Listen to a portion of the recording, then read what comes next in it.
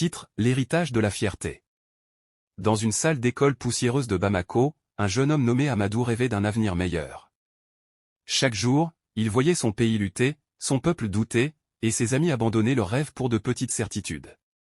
Un matin, alors qu'il marchait seul sur le pont du fleuve Niger, il tomba sur un vieux livre jauni, Discours de Modibo Keïta 1960.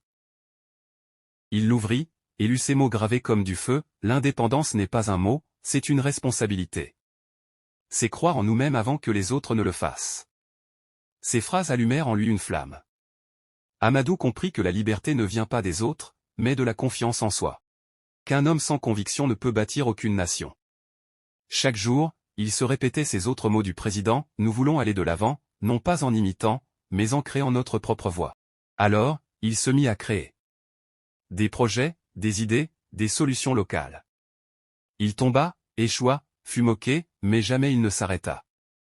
Car au fond de lui, résonnait une autre parole de Modibo, le travail et la foi en la jeunesse sont les vraies richesses d'un pays. Des années plus tard, son entreprise sociale forma des centaines de jeunes, redonnant à son quartier une lumière que beaucoup croyaient perdue. Et lorsqu'on lui demanda d'où venait sa force, il répondit simplement, de ceux qui ont cru en l'Afrique avant tout le monde. De Modibo Keïta. La vraie indépendance n'est pas politique, elle est intérieure.